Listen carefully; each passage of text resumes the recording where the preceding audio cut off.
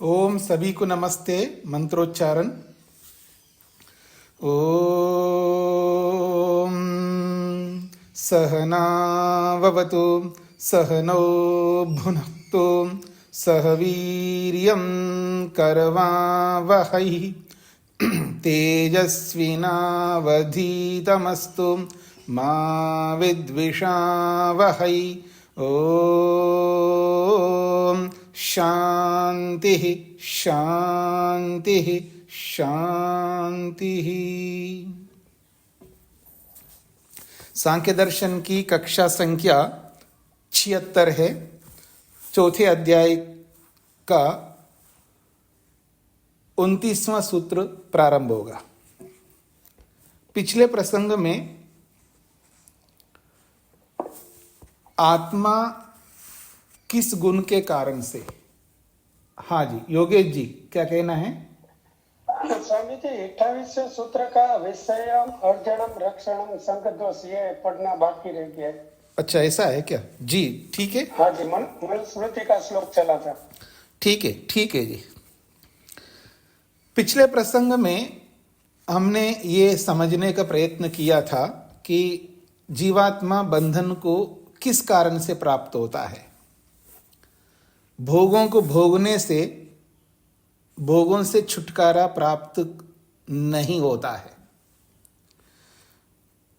दोषों को देखने से ही हम इन भोगों से छूट सकते हैं। ऐसी बहुत सारी बातों को समझने का प्रयत्न किया। तो दोष दर्शनाद उभयो हो, इस सूत्र में मनुस्मृति के श्लोक को समझने का प्रयत्न किया है कि न जातु कामः कामानां उपभोगेन शाम्यति। कामनाओं को भोगने मात्र से कामनाएं समाप्त नहीं हो सकती है, वो शांत नहीं हो सकती हैं। ये तो ऐसा ही होगा कि कोई व्यक्ति अपनी उस वासना को, उस कामना को रोकने के लिए उसको भोगे। एक बार भोग लूंगा ताकि मैं उससे छूट जाऊंगा, ऐसा मान करके भोगता रहता है। लेकिन ऐसा भोगना ऐसा ही होगा जैसे कोई अग्नि में घी डाले। हविषा कृष्ण वर्तमा इव भूय एव अभिवर्धते। जैसे हवि से, घी से कृष्ण वर्तमा अग्नि जैसे बढ़ जाती है, उसी के समान भूय एव अभिवर्धते, और अधिक वासना बढ़ती है, और अधिक भोग की कामना बढ़ जाती है, कामना कम नहीं होती है। ये दोषों को देखा जा रहा है, भोगों में दोष को देखा गया है। और भी भोगों में दोष देखने की एक प्रक्रिया है जो महर्षि वेदव्यास जी ने स्पष्ट शब्दों में कहा है। विषयानाम अर्जन रक्षण क्षय संग हिंसा दोष दर्शनात् अस्वीकरणम। विषय भोगों से मुक्त कैसे हो सकता है? विषय भोगों को त्याग करना, विषयों को त्याग करना, चाहे कोई भी विषय हो, चाहे वो धन हो, चाहे वो मकान हो, चाहे वो संबंध हो, ये सारे विषय हैं। जड़ चेतनों का जो भी हमारा संबंध है, ये सब के सब विषय कहलाते हैं। इन विषयों को कौन त्याग कर सकता है? तो कहा विषयानाम अर्जन। जब विषयों का अर्जन करता है व्यक्ति, अर्थात उनको अपनाता है, विषयों को जब प्राप्त करता है, बहुत मेहनत करना पड़ता है, बहुत पुरुषार्थ करना पड़ता है, बहुत तप करना पड़ता है। उसके लिए व्यक्ति दत्तचित्त होकर के चलना पड़ता है, रोज उसके साथ युक्त होना पड़ता है, तब जाकर के विषय प्राप्त होते। ऐसे चू मंत्र की तरह विषय प्राप्त नहीं हो सकते। चाहे वो धन हो, चाहे वो जमीन हो, चाहे वो मकान हो, चाहे सोना चांदी हो, चाहे वो संबंध हो, उनके साथ लगना पड़ता है। पति पत्नी के साथ जब तक लगा नहीं रहेगा तब तक पत्नी अनुकूल नहीं होगी। पत्नी जब तक पति के साथ लगी नहीं रहती तब तक पति अनुकूल नहीं होता। जब उनके साथ संयुक्त हो ना, उनके साथ जुड़े रहे ना, उनके साथ मिले रहे ना, नहीं तो फिर दूरियां बढ़ती हैं, विचारों में भेद आने लगते हैं, फिर एक दूसरे को दुख देने लगते हैं। बहुत मेहनत करना पड़ता है, उसमें भी दुख है, उस मेहनत में दुख पाता है व्यक्ति, उस तप में, उस पुरुषार्थ में व्यक्ति दुख पाता है, किसी ना किसी रूप में दुख पाता है। फिर कहा रक्षण, उनको बनाए रखना, उसी रूप में बनाए रखना, उसमें भी बड़ा दुख होता है। फिर बनाए रखा है लेकिन क्षय, उसमें क्षय होता है, उसमें कमी आती है, उसमें जब कमी आती है तो भी दुख होता है। फिर संग, संग का मतलब जब उसको भोगा जाता है, उसको उपभोग किया जाता है, उसको प्रयोग में लाता है व्यक्ति, तो उस संग से भी व्यक्ति को दुख होता है, कष्ट होता है। और इन सबको करने के पीछे किसी न किसी रूप में सूक्ष्मता से या स्थूलता से या प्रत्यक्ष रूप में या परोक्ष रूप में हिंसा होती है। तो इन सारे दोषों के कारण से अस्वीकरणम, विषयों को स्वीकार नहीं करना चाहिए, ये महर्षि वेदव्यास ने योग में बताया है। इससे पता लगता है कि जब तक दोष नहीं देखेंगे तब तक उसको त्याग नहीं कर सकते। जिसमें दोष दिखता है तभी उससे दूर हो सकता है, जब उसमें गुण दिखाई देना तो दूर नहीं हो सकता व्यक्ति, चाहे जड़ वस्तु के साथ हो चाहे चेतन वस्तु के साथ हो, दोष देखना आवश्यक है।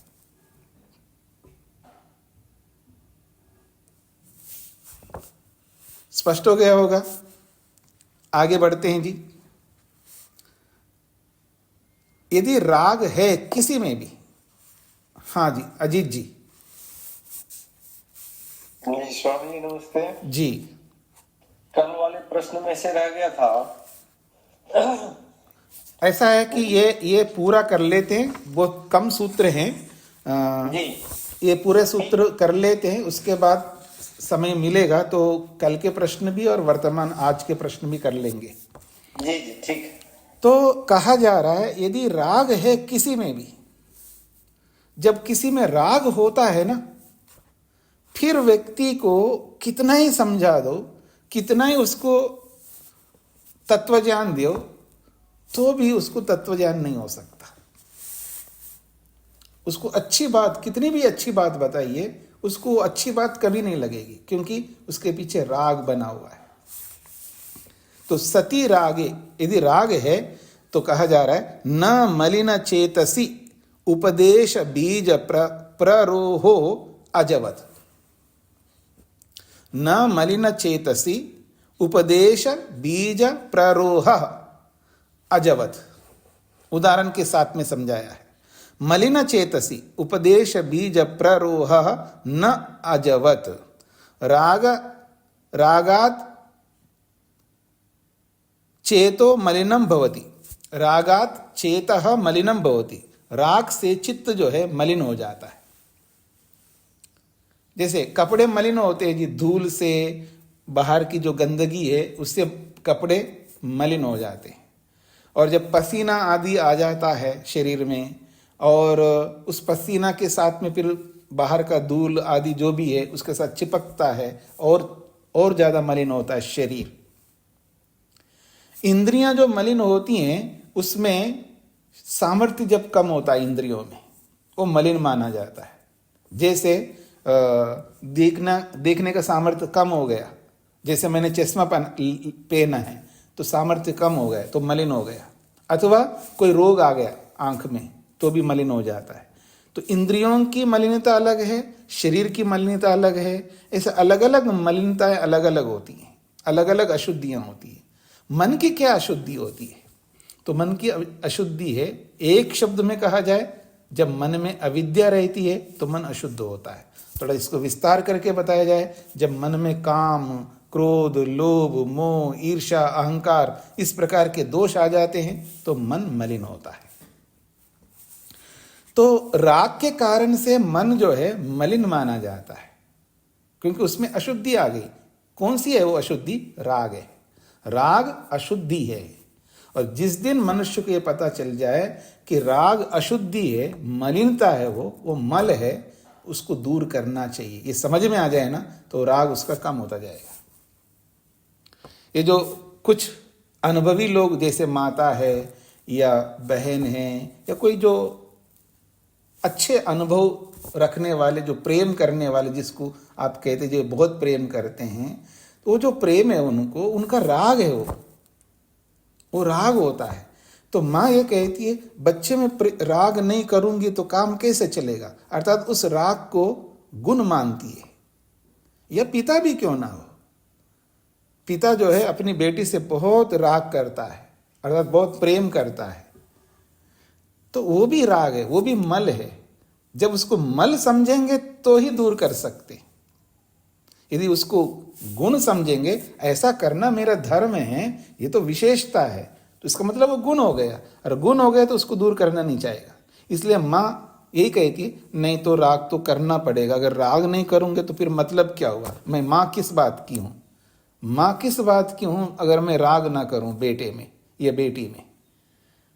तो ये कॉन्सेप्ट ही, सिद्धांत ही गलत हो रहा है। राग तो मल है, ये बताया जा रहा है। तो कहते हैं रागात चेतः मलिनम भवति, राग के कारण से चित्त मलिन बन जाता है। तदा मलिन चेतसी खलु उपदेश बीजस्य प्ररोह अर्थात अंकुर प्रादुर्भावः न जायते। जब राग के कारण से जिसका मन मलिन हो गया है, ऐसे मलिन मन में, उस मलिन मन को यदि कोई कितना ही बड़ा व्यक्ति आकर के उपदेश दे दिया जाए, उसको अच्छी बात बता दे, तो उस उपदेश का जो बीज है, उस उपदेश का जो तत्व है, उसका प्ररोह, उद्बुद्ध उस व्यक्ति के मन में नहीं होता है। अंकुर प्रादुर्भाव न जायते, उपदेश तो बीज रूप है, उस बीज से उसके अंदर ये अंकुर, तत्वज्ञान, ये समझ, ये समझदारी उत्पन्न नहीं हो सकती। उदाहरण दिया अजवत। अज नामक एक बहुत बड़ा राजा हुआ था इतिहास में। तो उस अज को क्या हुआ वो बताया जा रहा है। यथा भार्या रागोपहते अज नामके नृपे, भार्या के, पत्नी के राग से वो आहत था, अर्थात अपनी रानी रूपी जो उसकी पत्नी है, उस पत्नी में बहुत बड़ा राग था उसको, और उस राग से, उस राग के वशीभूत होकर के राजा जनक, नहीं राजा अज, वो परेशान हो गया। परेशान इस बात का हुआ है कि रानी है, बहुत गुणकारी थी, रानी तो रानी होती है जी, रानी ऐसी वैसी नहीं बन सकती है ना, राजा है तो राजा के अनुरूप रानी होती है, गुणी होती है, विशेषताओं से युक्त होती है, यूं कहा जाए कि सर्वगुण संपन्न होती है। किसी भी दृष्टि से उसके अंदर स्मार्टनेस बहुत होते हैं, तभी तो रानी बनेगी। तो बहुत प्रेम था, बहुत राग था उस राजा को, वो मर गई, अकाल मृत्यु, मर गई। अब मर गए तो उसको बड़ा शोक हुआ, बड़ा कष्ट हुआ, जिससे बेहद प्रेम करता था वो रही नहीं है, तो उसको बहुत दुख हुआ, बहुत परेशान हुआ वो, और वो आज की भाषा में कहो डिप्रेशन में गया, चला गया, आहत बहुत हो गया वो। अब उस डिप्रेशन से उभरना है उसको। अब उसको बहुत लोगों ने समझाया, नहीं समझा। जब नहीं समझा, राजा है, बड़ा व्यक्ति है, अगर इस शोक में ग्रस्त रहेगा तो राज्य को कौन चलाएगा। तब उनके पास एक ऋषि आए, वशिष्ठ ऋषि आकर के उपदेश किया। उस वशिष्ठ के उपदेश से भी स्थैर्य प्रादुर्भाव न जाता, वो स्थिर नहीं हो पाया, उस उपदेश को स्वीकार नहीं कर पाया वो। उस उपदेश को ऋषि ने उपदेश किया, वशिष्ठ ऋषि ने उपदेश किया है, तो भी स्थैर्य प्रादुर्भाव न जाता, उसमें उसकी स्थिरता नहीं बन पाई, अर्थात उस उपदेश को ग्रहण नहीं कर पाया, और उस राग से वो मर गया, उस डिप्रेशन से वो मर गया। कारण, राग जब मन में आ जाता है तो राग के कारण से मन मलिन हो जाता है। अब वो यथार्थ को वो मन नहीं देख पाता है। इसलिए माताओं पिताओं समझ लो, राग बहुत बुरी चीज है। आगे बढ़ता हूं जी। अपितु उपदेश को ग्रहण करना तो दूर की बात है, उपदेश को ग्रहण करना, समझदार बनना तो बहुत दूर की बात है। अपितु न आभास मात्रम अपि मलिन दर्पणवत, न आभास मात्रम अपि, उसको आभास भी नहीं होगा। जब राग से इतना चूर चूर होता है, कोई मेरे को इतना बड़ा आदमी कह रहा है, कोई हितैषी मेरे को कुछ कहना चाहता है, उसका आभास भी नहीं होता है। इतना वो उसके अंदर डूबा हुआ है, उसको कुछ दिखाई नहीं दे रहा होता है। राग के कारण से उसको कुछ दिखाई नहीं दे रहा है, उसको आभास तक भी नहीं हो रहा है, उसको एहसास भी नहीं हो रहा है कि मेरे को इतना बड़ा आदमी आकर के मेरे को बताने के लिए, केवल मेरे को बताने के लिए एक ऋषि आए, उतर करके अपना स्थान छोड़ करके आए। मेरे को बताने के लिए मेरी माँ आई है, मेरे पिता आए हैं, मेरे बड़े बड़े भाई आए हैं। मेरे को बताने के लिए मेरे पड़ोसी के बहुत सज्जन व्यक्ति मेरे को आकर के समझा रहे, उसको कुछ नहीं समझ में आता है, आभास तक नहीं होता है। क्यों? राग से ग्रसित है। तो कहते हैं राग लिप्त चेतसी, राग से लिप्त हुआ वो मन, तो उपदेशस्य आभास मात्रमपि न भवति, उस उपदेश का आभास तक नहीं होता, अर्थात कोई मेरे को समझा रहा है इतना भी उसको आभास नहीं होता है। क्यों? मलिन दर्पणवत, जैसे दर्पण मिरर होता है ना जी, उसके ऊपर धूल आ गया।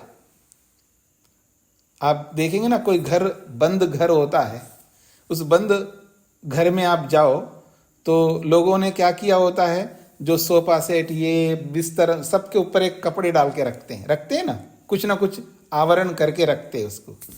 अब किस किस को आवरण करेंगे जी? मिरर था, उसके ऊपर आवरण नहीं किया, आवरण नहीं किया तो धूल आ करके उस मिरर के ऊपर थोड़ा थोड़ा करके पूरा धूल से वो परिपूर्ण हो गया। जब आप अपनी उंगली लगा करके ऐसा करोगे ना तो एक रेखा जैसा आएगा, इतना धूल जमा हुआ है। अब उस दर्पण के ऊपर धूल जमा है, अब उसके सामने खड़े होकर के देखो, आभास तक कुछ छाया की तरह कुछ भी नहीं दिखता है आपका चेहरा उस पर। तो इसलिए कहा जा रहा है मलिन दर्पणवत, यथा मलिन दर्पणे, जो धूल से परिपूर्ण हुआ मिरर में, मल लिप्ते दर्पणे, मल से लिप्त, धूल से लिप्त उस दर्पण में कस्यचित आभासो अपि न प्रतिबिंबति, किसी का आभास भी नहीं होता, उसका प्रतिबिंब तो दिखाई नहीं देता, कुछ भी एक छाया की तरह, कुछ कोई शेड की तरह कुछ नहीं दिख रहा होता है, एहसास ही नहीं होता है। वैसा ही होता है आदमी को।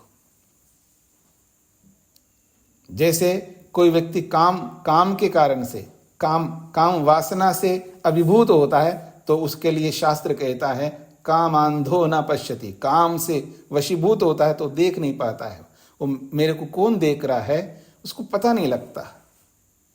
काम वासना से इतना अभिभूत होता है व्यक्ति, उसको सही गलत कौन देख रहा है, माँ देख रही है, कौन देख रहा है, उसको कुछ नहीं पता लगता है। जब गुस्सा से अंधा होता है, क्रोधांधो न पश्यति, गुस्से से अंधा हो जाता है, उसको कोई दिखाई नहीं देता है। ऐसे राग से जब अंधा होता है तो उसको भी कुछ नहीं दिखाई देता, ये इसका तात्पर्य है। अथच राग लिप्ते मलिन चित्ते किल उपदेशस्य अपि स्याद अन्यथा भावः, एक और बात कही जा रही है, विशेष बात। वो कहते हैं अतः राग लिप्ते मलिन चित्ते, राग से लिप्त हुए मलिन मन में किल उपदेशस्य अपि स्यात् अन्यथा भावः, उसको एहसास नहीं हो रहा, उसको आभास तक नहीं हो रहा, ये भी नहीं, अन्यथा भावः, कुछ और ही भाव उसके मन में आ जाता है, विरोधी भाव आ जाते उसके अंदर। यतः, क्योंकि न तज्जस्यापि तद्रूपता पंकजवत, कहते हैं तज्जस्य अपि तद्रूपता न पंकजवत। तज्जस्य, तज्जस्य का मतलब है तद्भवस्य, उस राग से युक्त व्यक्ति का, खलु निश्चित रूप से, अपि तत्सदृश्यता न भवति। तत्सदृश मतलब तत्वज्ञान के सदृश छोटा मोटा ज्ञान भी नहीं होता है उसको। पंकजवत, कीचड़ के समान। यथा ही उत्तमम बीजम पंके प्रक्षिप्तम न तद्रूपम तद्गुणम उत्पद्यते किंतु अन्यथा एव उत्पद्यते। बहुत उत्तम बीज है जी, बहुत उत्तम बीज, श्रेष्ठ बीज। आजकल जो है ना, बीज अच्छे नहीं मिलते हैं क्योंकि सारा कुछ बदल दिया है ना, इसलिए हर बार बीज को खरीदना पड़ता है किसान को, हर बार खरीदना पड़ता है। पहले क्या होता था, आज से 40 साल पहले, जो वो बोता है उसको जब वो काटता है, उनमें से जितना खाने के लिए रखना है खाने के लिए रखता है, और फिर अगले फसल के लिए उसको उन्हीं में से बीज बनाता था। पहले सब ऐसे करते थे, किसी का भी। लेकिन आज ऐसा नहीं होता है। अब वो बीज लाना है खरीद करके, वो फलाएंगे, फिर उसको सबको खाना होगा आपको, उसको बीज नहीं बना सकते। अगर बना लो बाई चांस, फिर वो वैसा होता ही नहीं है, क्योंकि बीजों को बनाया ऐसा है। कैसे बनाया जी? यूज एंड थ्रो, यूज करो फेंक दो, बस। उसके बाद कुछ नहीं कर सकते उसको। यूज करने के बाद वो कोई काम का नहीं रहा, ऐसा है। तो कहते हैं जैसे उत्तमम बीजम, बहुत उत्तम बीज को, पंके प्रक्षिप्तम, कीचड़ में डाल दीजिएगा उत्तम बीज को, न तद्रूपम, जैसा बीज है उसके अनुरूप पैदा नहीं हो सकता, तद्गुणम न उत्पद्यते, उस गुण के अनुसार, उत्तम बीज के अनुसार उत्पन्न नहीं होता, किंतु अन्यथा यह उत्पद्य, कुछ और ही उत्पन्न होकर के खड़ा होता है। टेढ़ा मेढ़ा पता नहीं कैसा पैदा होगा वो, अथवा अवगुणों से युक्त पैदा होगा। सद्गुणों से युक्त बीज को अगर कीचड़ में डाल दो तो फिर वहां पैदा तो हो जाएगा, लेकिन अवगुणों से युक्त पैदा होगा, कुछ और ही पैदा होगा। तो गुस्से से आग बबूला हो रहा है कोई व्यक्ति, उसको देखो बेटा गुस्सा नहीं करो, अब देखना, उसको दूसरा ही ज्ञान होता है। क्यों जी? आप सबको एक्सपीरियंस होगा ही ना। क्या होता है, गुस्सा आने पर उसको अगर कोई समझाने लगे तो आपका समझ कैसा आता है जी? कुछ और ही आता है। ऐसे किसी भी बात में, चाहे लोभ में हो, राग में हो, द्वेष में हो, किसी में भी उसका विपरीत ही ज्ञान होता है व्यक्ति को, कुछ नया ही उत्पन्न होता है वहां पर। जैसे यहां पर बीज के बारे में कहा है, तस्मात् राग लिप्ते मलिन चित्ते, राग से वशीभूत जो मलिन मन है उसमें स्यात् उत्तम उपदेशस्य अन्यथा भावः, उत्तम उपदेश का कुछ और ही भाव उत्पन्न होकर के आएगा। सो अन्यथा ही मनस्यते, कुछ और ही समझता है। अब वो राग से इतना ग्रसित है और परेशान हो रहा है, जैसे कोई डिप्रेशन में जाता है, उसको बहुत अच्छी बात कहो, उसको उल्टा समझता है। वो ये मेरे को समाप्त करने के लिए आया है, ये मेरे को दुख देने के लिए आया है, ये मेरे को ये करने के लिए आया है, वो कुछ उल्टा ही बोलता रहेगा। वो व्यक्ति जो डिप्रेशन में जाता है व्यक्ति, वो कुछ और ही समझता है। उसको कितनी भी अच्छी बात बोलो वो सुनने को तैयार नहीं होता है। कौन बोल रहे हैं? माँ बोल रहे हैं, बेटा ऐसा है। डिप्रेशन में जो भी बेटा बेटी जाते हैं, या पति जाता है या पत्नी जाती है, डिप्रेशन आजकल तो आम बात हो रहा है। जो उसी के अपने निकट के निकट व्यक्ति भी उसको बहुत अच्छी बात बोले ना, वही उसको बहुत विरुद्ध बात लगती है। कुछ विरुद्ध वो एहसास, अनुभव उसका एहसास करता है, विरुद्ध ज्ञान होता है उस व्यक्ति को। उसको कैसे समझ में आएगा? आगे बढ़ते हैं जी। भवतु विषयानाम रागो हानिकारकः, विषयों का राग होना, विषयों में राग होना हानिकारक है। आपने जो कहा ठीक है, मान लेते हैं। परंतु या योगाभ्यासाद विभूतीनाम विविध सिद्धीनाम प्रवृत्ति, जो व्यक्ति योगाभ्यास करता है, उस योगाभ्यास कर करके अलग अलग विभूतियों को प्राप्त करता है। विभूति कहते हैं सिद्धियां। तो विभूति नाम विविध सिद्धि नाम, विविध प्रकार की अलग अलग सिद्धियों को वो पाता है, उसकी प्रवृत्ति होती है। योगाभ्यासी के जीवन में विभिन्न प्रकार की सिद्धियों की प्रवृत्ति होती है, अर्थात विविध विविध प्रकार की सिद्धियां प्राप्त होने लगती हैं। तया स्यात् कृतकृत्यता, उस सिद्धि से, जो अलग अलग यौगिक सिद्धि मिलती है, उस सिद्धि से ही उस व्यक्ति की कृतकृत्यता स्यात् हो जाए। किम पुनः महाप्रयत्नात्, फिर बड़े बड़े प्रयत्न करने की क्या आवश्यकता है कि मैं समाधि लगा लूं, मैं अपर वैराग्य को प्राप्त कर लूं, मैं ऐसे विवेक को प्राप्त कर लूं जिससे मुक्ति हो जाए, उसकी कोई जरूरत ही नहीं है। पुनः महाप्रयत्नाद विवेकाद उपास्य आधानेन, तो विवेक से उपास्य परमात्मा की उपासना को करने की क्या आवश्यकता है, जब सिद्धि से उसका कृतकृत्यता बन जाएगी। ये प्रश्नकर्ता का प्रश्न है। अत्र उच्यते, उसका समाधान कर रहे हैं। न भूति योगे अपि कृतकृत्यता उपास्य सिद्धिवत, उपास्य सिद्धिवत। उसी शब्द को दोबारा दोहराया क्योंकि अध्याय की समाप्ति का सूचक है। न भूति योगे अपि कृतकृत्यता उपास्य सिद्धिवत। भूति योगे अपि कृतकृत्यता न, विभूति योगे विविध सिद्धीनां प्राप्तौ अपि कृतकृत्यता न भवति। अलग अलग सिद्धियों को प्राप्त भले ही कर लो आप आकाश में उड़ने की सिद्धि प्राप्त कर लो जी, या जमीन से ऊपर उठने की सिद्धि प्राप्त कर लो जी, आप अणिमा प्राप्त कर लो, आप लघिमा प्राप्त कर लो, आप गरिमा प्राप्त कर लो, कोई भी सिद्धि प्राप्त कर लो, उन सिद्धियों से कृतकृत्यता न भवति, कृतकृत्य नहीं बन सकता। क्यों? उपास्य सिद्धिवत यथा ही कृतकृत्यता भवति विवेकाद उपास्य सिद्धौ ब्रह्म प्राप्तौ ब्रह्म संपत्तौ। जैसी कृतकृत्यता विवेक को प्राप्त कर लेने से, पर वैराग्य को प्राप्त कर लेने से जैसी कृतकृत्यता होती है, उपास्य सिद्धो, उपास्य की सिद्धि होने पर अर्थात ब्रह्म की प्राप्ति होने पर, ईश्वर के साक्षात्कार कर लेने पर जैसी कृतकृत्यता होती है, ऐसी कृतकृत्यता इन सिद्धियों से नहीं होती है। क्यों नहीं होती है? तो कह रहे हैं यतः विभूति योगे भवति पुनरावृत्ति। आप कितनी बड़ी सिद्धि को प्राप्त कर लो जी, पुनरावृत्ति तो होगी होगी, दोबारा पैदा होना होगा, फिर जन्म लेना होगा।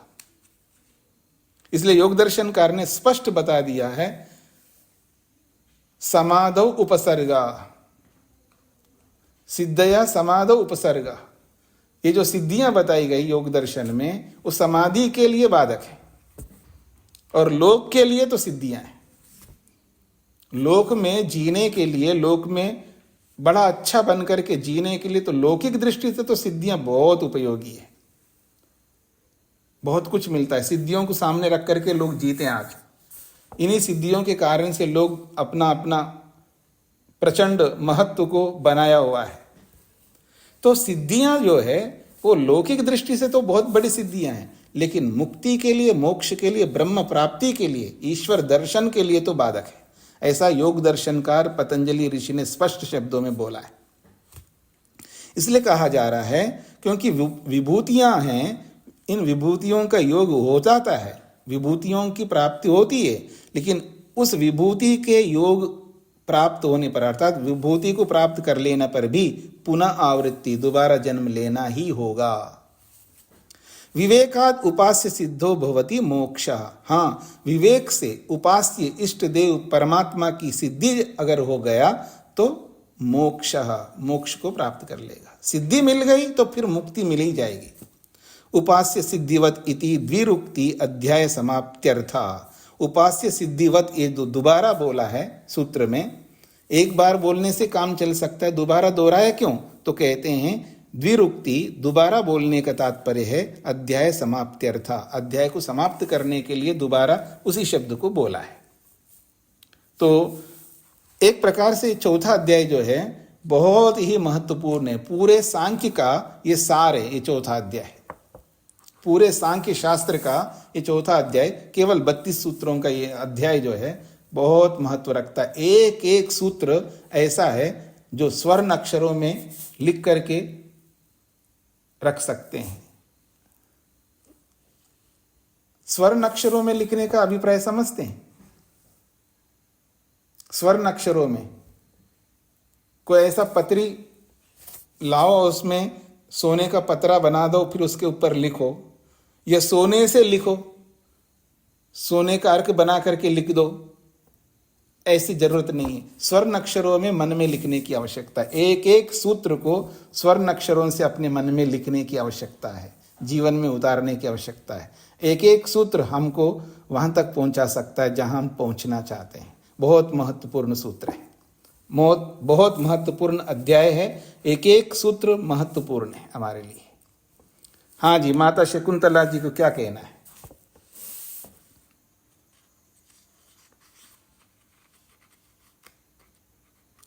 माइक खोलेंगे तभी तो आपकी बात मेरे को सुनाई देगी। स्वामी जी प्रणाम जी। 28वें सूत्र में एक शब्द क्या लाइन जो है, तीसरी पंक्ति, जी उसमें बड़ा बड़ा लंबा चौड़ा एक शब्द है, ऊपर से शुरू होता है परिणाति विवेकारित्व, ये वाला। जी वो जी बता रहा हूं। जी। भोग्य पदार्थ के प्रति दोष कैसे देख सकते हैं? भोग्य पदार्थों में, जड़ वस्तुओं में जिनको भी हम भोगते हैं, उनमें दोष देखना है। दोष देखेंगे ही तो हम उनसे छूट सकते हैं। तो कैसे दोष देखना है? तो कहा परिणति। परिणति का मतलब है वो वस्तु बदलती है, परिवर्तित होती है, एक जैसी नहीं रहती है। माइक बंद करके रखिए, अब सुनिएगा। परिणति वो परिवर्तित होती है, बदलती है। जो बदलती है उसमें वो दोष है, बदले नहीं है। ईश्वर बिल्कुल नहीं बदलता, एक अखंड एक रस रहता है। पर समस्त भौतिक पदार्थ बदलने वाले हैं। दूसरी बात, बदलना तो अच्छा है, कोई बात नहीं, बदल गई वो वस्तु, लेकिन विकारित्वम, उसमें विकार आ जाता है। विकार का मतलब है जो ग्रहण करने योग्य नहीं है। बदलना तो ठीक है जी, ये जो कपड़ा है, वैसे तो आपको मार्केट में आप कहीं भी जाकर लोगे तो आपको 50,000 में मिलेगा ये कपड़ा, लेकिन हमारे पास आपको ये कपड़ा जो है आपको 25,000 में मिल जाएगी, क्योंकि ये पुराना है। पुराना का मतलब है 1 साल 2 साल ऐसा पुराना है, इसलिए उसको आधे रेट में दे देते हैं। आपने आजकल देखा होगा ये मॉल्स में, अलग अलग बिग बाजार आदि जो भी होते हैं, उसमें सेल होते हैं 50% कम, इतना है। तो जब पुराने हो जाते हैं उनको जल्दी निकालना होता है, तो इसलिए वो लोग आधे रेट में दे देते हैं। क्यों? परिणति, उसमें बदलाव आ गया। लेकिन विकार आना अलग होता है। विकार आना ये होता है कि उसमें जैसे कोई व्यक्ति कोई बहुत बड़ी वस्तु को खरीदना चाहता है, तो बहुत महंगी है, लेकिन उसका किनारा में कुछ दबाव आ गया है, कहीं कुछ टूटा हुआ है, कुछ इस तरह का होता है ना, तो उसका रेट बिल्कुल बहुत गिर जाता है। मेरे को याद है जब हम लोग पढ़ रहे थे तो मेरे को शौक था कि मैं चावल खाऊंगा, क्योंकि मैंने शास्त्रों में पढ़ा है कि ओदन प्रिय पाणिनि ऋषि जो है ओदन प्रिय, सभी ऋषि लोग जो है चावल प्रिय होते थे। किसी भी ऋषि को पढ़ो वो चावल प्रिय, किसी को नहीं बोला है गेहूं प्रिय है ये, या ये यऊ प्रिय है, चावल प्रिय बात है। तो हमने सोचा कि चावल ही खाएंगे, और चावल ऐसे वैसे नहीं खाएंगे, बासमती चावल खाएंगे। तो मैं जाकर के अहमदाबाद जाकर के और बासमती चावल लाता था। तो हमारे अध्यापक ने कहा कि देखो चावल तो बहुत महंगे हैं, अब इतने महंगे रोज चावल ऐसे खाओ, तो एक काम करते हैं, आप एक काम करना, किनारा टूटा हुआ लाना। किराना यानी पूरा चावल होता है, उसका आगे का जो नुकीला भाग होता है ना, वो टूटा हुआ रहता है। तो उसके टूटने के कारण से भाव में बहुत अंतर आता था। जब हम खरीदते थे, पता नहीं 20 रुपए किलो या जैसा भी होता था, याद नहीं है, बहुत पुरानी बात बता रहा हूं मैं, 30 साल पुरानी बात है। तो वो किनारा टूटने के कारण से एकदम उसका रेट बहुत कम होता था। तो हमने सोचा है अब क्या जरूरत है उसको, जब मिलाते हैं तो वैसे टूट जाएंगे, चबाते हैं तो पूरा ही टूट जाएगा, अंदर जाने के बाद तो उसका तो क्या बनेगा, आप सबको जाता है। अब विवेक आदमी को है नहीं, कुछ लोग लड़ते रहते। अब चावल बनाए तो बिल्कुल ऐसा होना चाहिए कि पूरा लंबा लंबा होना चाहिए। आपने उसको तो दलिया बना दिया, आपने उसको तो खिचड़ी बना करके रख दिया, ऐसे बिल्कुल एकदम एक एक दाना अलग अलग होना चाहिए। अब अंदर जा करके एक ही होना है। चलो कोई बात नहीं, पैसे भी कम लगेंगे और किनारा टूटा हुआ लाएंगे। ये है विकार। अब देखिए विकार, जैसे छोटे मोटे दुकान होते हैं ना, होटल, ऐसे छोटे मोटे रेस्टोरेंट होते हैं, तो सुबह बनाए कुछ चीज़ ऐसे होते हैं, बनाए रखते हैं और एक ही बार बनाते हैं उसको, और शाम तक होते होते जो है ना उसका जो स्वरूप है थोड़ा सा कम हो जाता है। बड़े होटलों में तो उसको बेच नहीं सकते, बड़े रेस्टोरेंट में उसको बेच नहीं सकते, लेकिन छोटे मोटे होटल में उसमें विकार आ जाता है तो उसका टेस्ट बदल जाता है। इसको कहते हैं विकार। विकारित्व। फिर अस्थिरत्व, स्थिरता नहीं होती है। जड़ वस्तु में स्थिरता नहीं होती है, वो स्थिर नहीं रहते, एक जैसा बने नहीं रहते, स्थिरता होती नहीं है, अस्थिरत्व। और अपायात, अगर वो नष्ट हो जाए अथवा आपसे वो छूट जाए, आपसे छूट जाए, किसी ने चोरी कर लिया, कहीं भूल गए, आपको याद ही नहीं आ रहा, आपसे दूर हो गया, तो शोकग्रस्त हो जाएंगे, शोक की प्राप्ति हो जाएंगी। और उसको भोग लिया, बड़े चाव से आपने उसको भोगा, भोगने के बाद भी तृप्ति नहीं होती है। भोगात अनुपशांति, भोग करके भी शांति नहीं मिलती है। इतने सारे भोग्य पदार्थों में दोष है। हाँ जी माता जी, स्पष्ट हो गया? ठीक है, अजीत जी को क्या कहना है? स्वामी जी नमस्ते जी।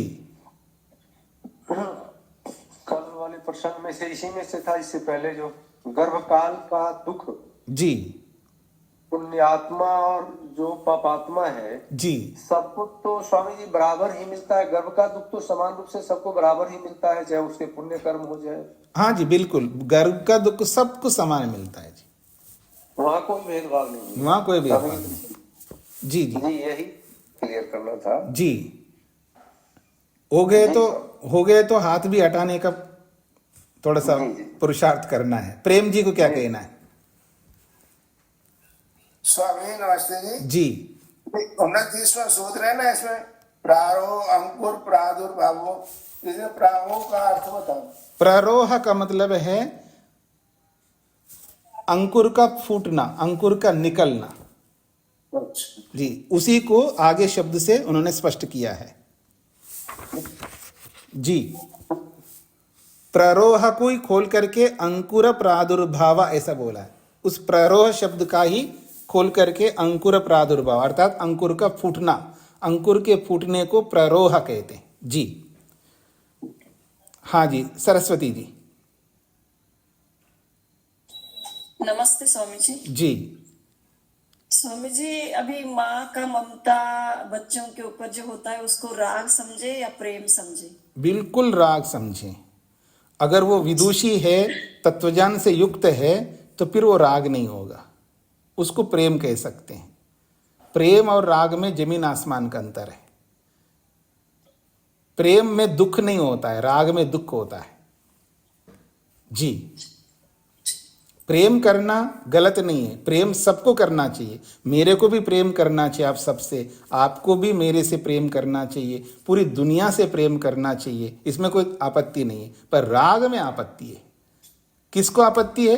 मोक्ष को आपत्ति है, मुक्ति को आपत्ति है। जी धन्यवाद। निर्मला जी। नमस्ते आचार्य जी। जी। नमस्ते स्वामी जी। जी मैं ये सूत्र संख्या जो है 30 है, इसमें राग से युक्त चित्त का उपदेश का कोई तो तरीका होगा कि उस पर आप ऐसे जो डिप्रेशन में चले जाते हैं उनको समझाने का कोई तो तरीका होगा ना? ऐसे कैसे नहीं हो सकता जी? तरीका तो बहुत होते हैं, तरीका तो बहुत होते हैं जी। अच्छा, हाँ जी, तरीकाएं तो होते हैं। बिना ऐसे व्यक्ति को कैसे समझाया जाए राग से? अब वो सारी बातें मैं यहाँ बताऊंगा तो फिर आप मेरे पास आएंगे कब? ठीक है ठीक है। सारी बातें मैं आपको यहीं पर बता दूंगा तो फिर सीखने के लिए कौन आएंगे मेरे पास में? जी धन्यवाद। जी जी जी। नरेंद्र जी, नरेंद्र जी। हाँ जी। स्वामी जी, जैसा आपने बताया जीवात्मा गर्भ में दुख की अनुभूति करता है, जी। ये गर्भवासु जी बताया। जी तो ये जानना चाहते हैं, थोड़ा संक्षिप्त में बताइए। ये आपने बताया कि शास्त्रों ने बताया, जी।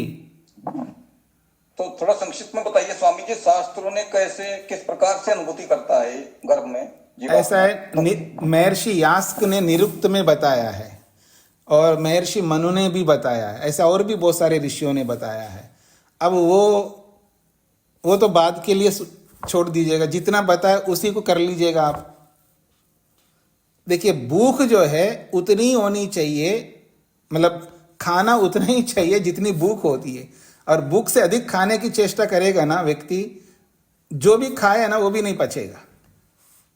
बताऊंगा जरूर, प्रसंग आएगा तब बताऊंगा, अभी नहीं बताऊंगा।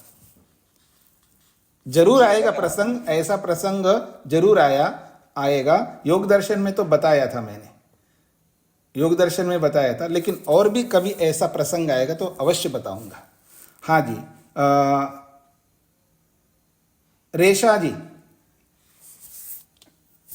नमस्ते जी। जी जी, मैं ये पूछ रही, जो 32वें में कृत कृत्य उपास, इसका अर्थ आप कृत किसको कहते हैं? देखिए, कृत कृत्य नहीं है, कृतकृत्यता।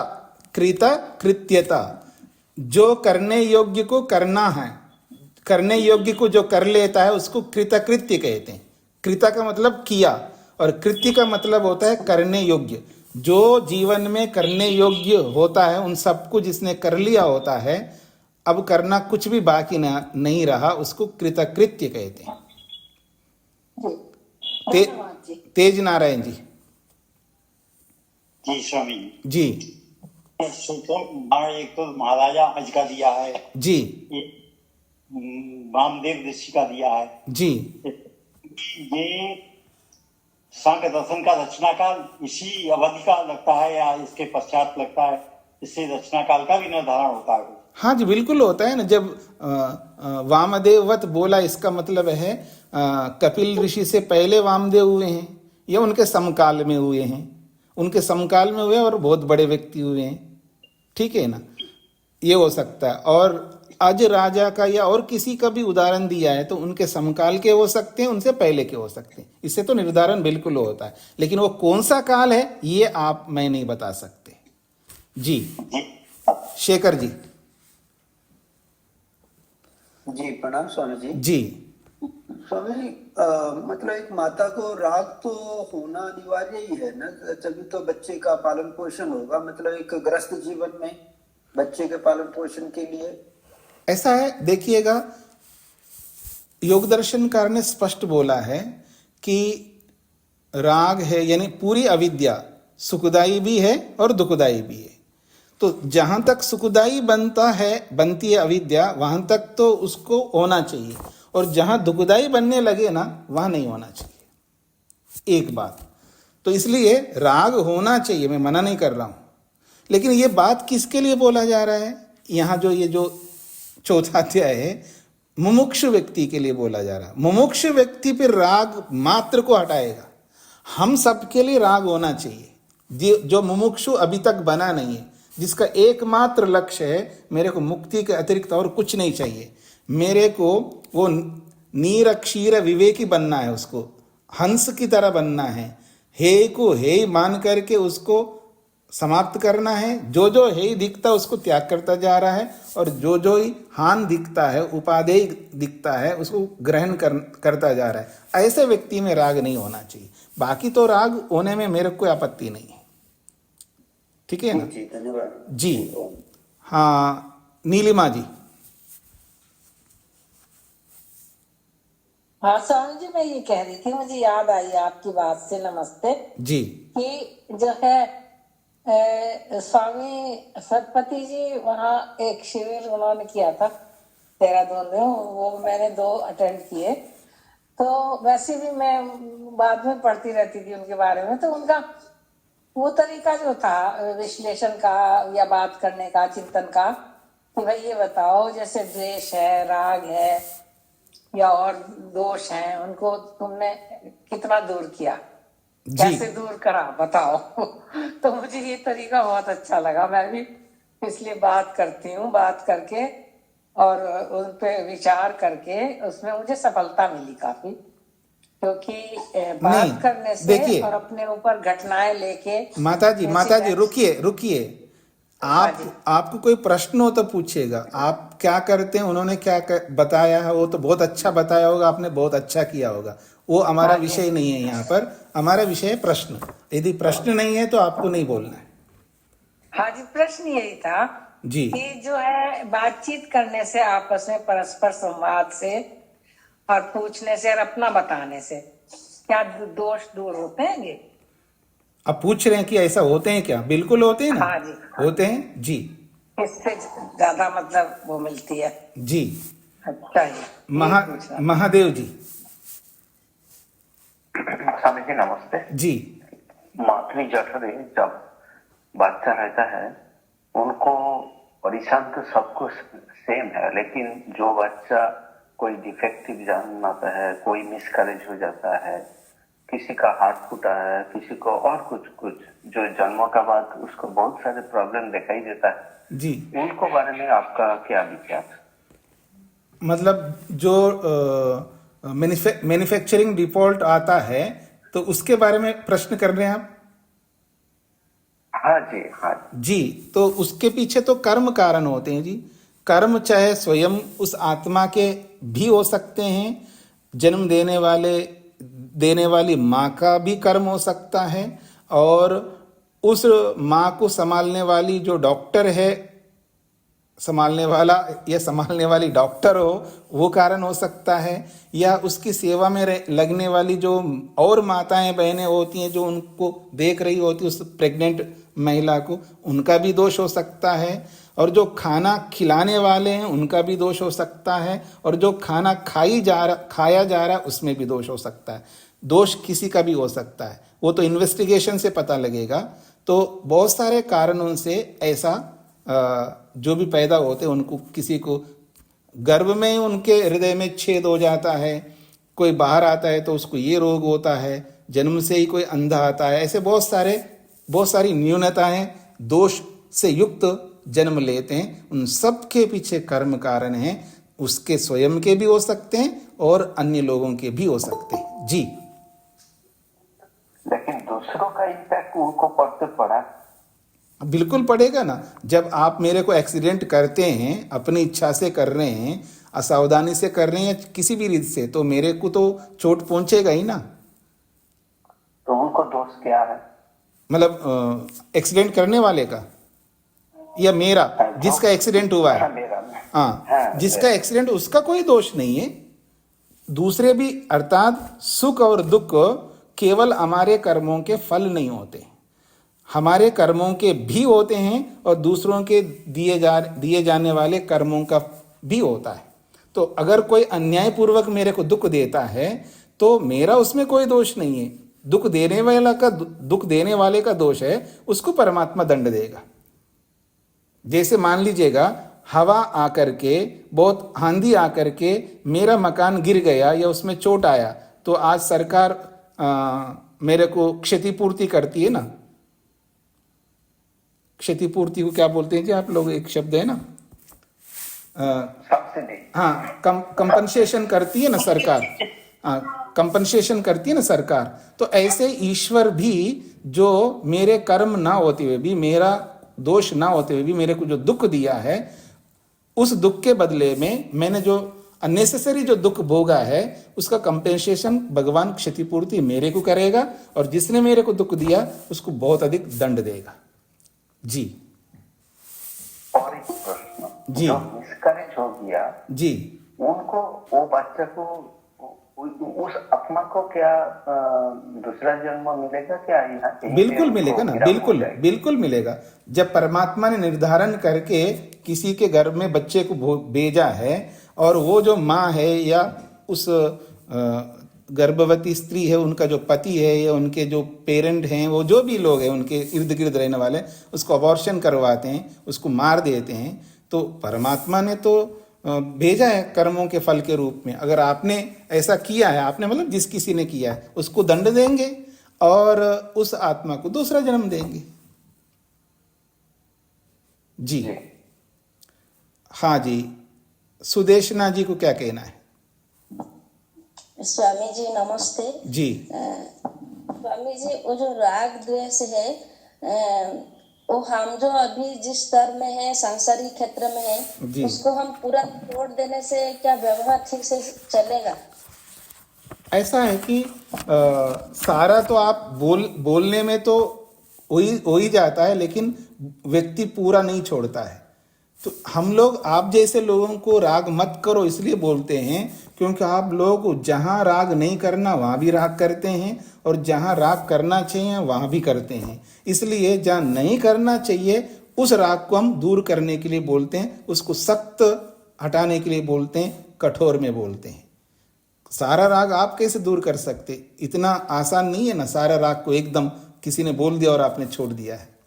जहाँ बिल्कुल नहीं करने की आवश्यकता है वहाँ पर भी आप राग करने लगते हैं। उन सबको छोड़ने के लिए हम कहते हैं, हम ये नहीं कहते बच्चे को खिलाना नहीं चाहिए, उसका देखभाल नहीं करना चाहिए, उस पर दृष्टि नहीं रखना चाहिए, सब रखो, लेकिन जहाँ नहीं रखना चाहिए वहाँ भी रखने लगते हैं ना, उसको हम रोकते हैं। जी जी स्वामी जी धन्यवाद। हाँ जी। माधव जी को क्या कहना है?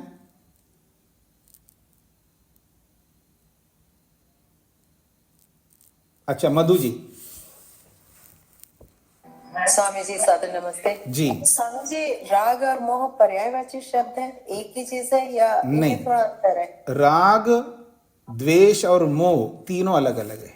मोह का मतलब होता है जिसमें संज्ञान नहीं होता, कर क्या रहा हूं उसका बोध नहीं होता। द्वेष में और राग में ये होता है, तो इसलिए जिसको मोह कहते हैं वो मूढ़त्व होता है, जिसमें तमोगुण की प्रधानता होती है।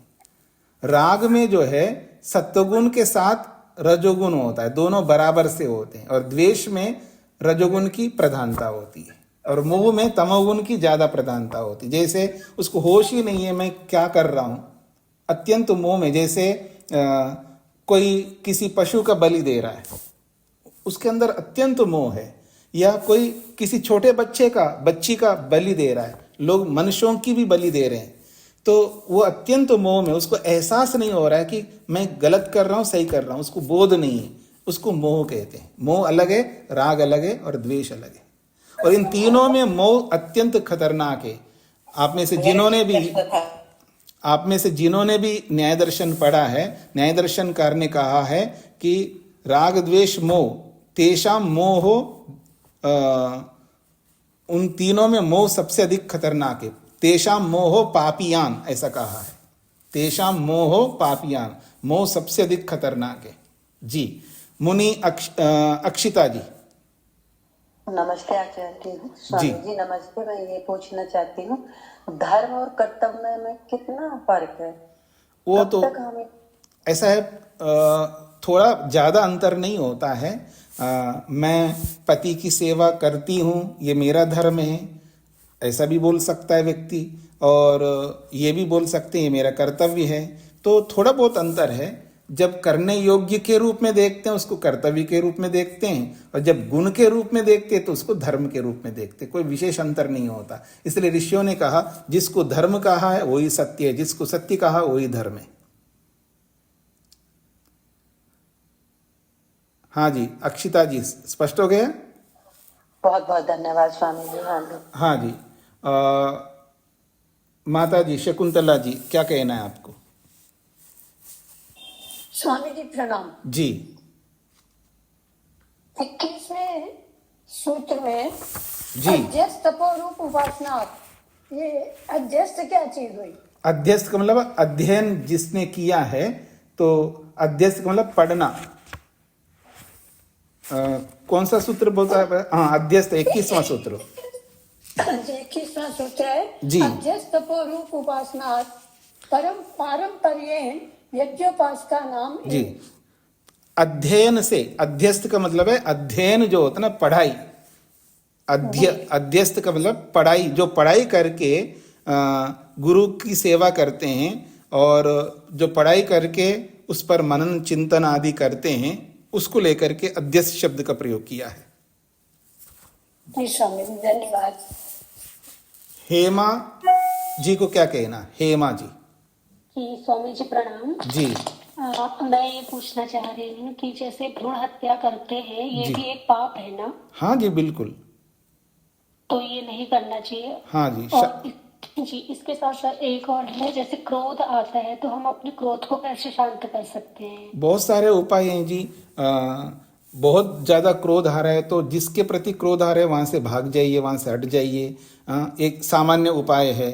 और विशेष रूप से उपाय अपनाना चाहते हैं जिसके प्रति क्रोध आ रहा है, क्यों आ रहा है क्रोध? वो आपका कहना मान नहीं रहा है, आपके बताए हुए काम को नहीं कर रहा है, अथवा जो त्रुटि जिस किसी भी वे से वो त्रुटि कर रहा है सामने वाला व्यक्ति, तो उस पर आपको द्वेष आएगा। तो आपको ये समझ उत्पन्न करना होगा, ये विवेक उत्पन्न करना होगा कि जिससे मैं काम करवाता हूँ या जिसको मैं जो बोलता हूँ और जिसको भी मैं कुछ भी करता हूँ, वो जब आपके अनुरूप आपके अकॉर्डिंग नहीं करते हैं तो आपको गुस्सा आता है। तो आपको ये समझना चाहिए वो सब करने वाले स्वतंत्र है, उसको बताना मात्र मेरा कर्तव्य है, करना ना करना वो स्वतंत्र है। करेगा उन्नति, सुन लीजिए, करेगा तो उन्नति होगी, नहीं करेगा तो उसकी अवनति होगी। जब तक वो नहीं करेगा तब तक आपको बदल बदल करके अलग अलग ढंग से उसको समझाना आपका कर्तव्य है, गुस्सा करना कर्तव्य नहीं है। अब बोलिए। अगर वो नहीं माने तो हमें फिर मतलब बोलना छोड़, मतलब गुस्सा करना छोड़ देना, उसके ऊपर नहीं गुस्सा तो देखिए, गुस्सा तो कभी करना ही नहीं है, बोल ही दिया आपको, मतलब उस पर गुस्सा नहीं करना है।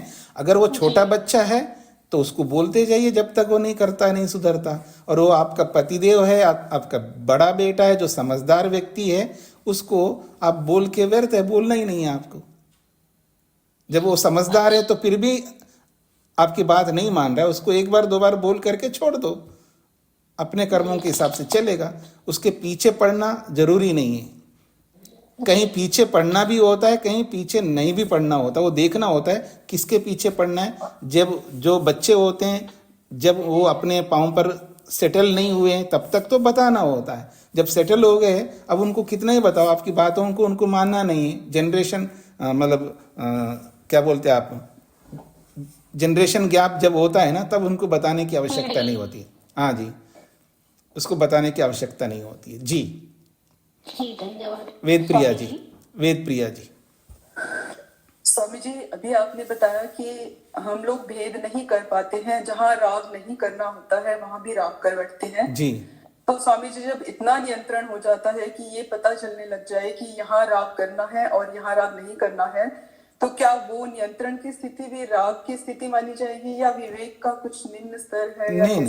नहीं, विवेक वो तो देखना होता है। शास्त्र बताते हैं ना, जैसे पढ़ने में लोभ करना चाहिए। लोभ जो है राग का एक वेराइटी है, अनेक प्रकार के राग होते हैं, उन रागों में एक राग है लोभ। लोभ करना नहीं चाहिए, लोभ करेंगे तो बड़ी हानि होती है। लेकिन कहाँ लोभ नहीं करना है वहाँ लोभ मत करो, जहाँ लोभ करना वहाँ करो ना। पढ़ने में लोभ करो, शास्त्रों को पढ़ने में लोभ करो। इसलिए स्वामी दयानंद लिखते हैं पढ़ने में लोभ करो। तो ऐसे शास्त्रों को पढ़ने से जगह जगह पता लगता है हमको कि कहाँ लोभ करना चाहिए, कहाँ लोभ नहीं करना चाहिए। और मैं बैठ कर के आपको यूं नहीं समझाऊंगा कि यहाँ मत करो, ये मत करो, तो फिर आप काम क्या करोगे, आप कैसे खोजोगे, आप कब मेहनत करोगे।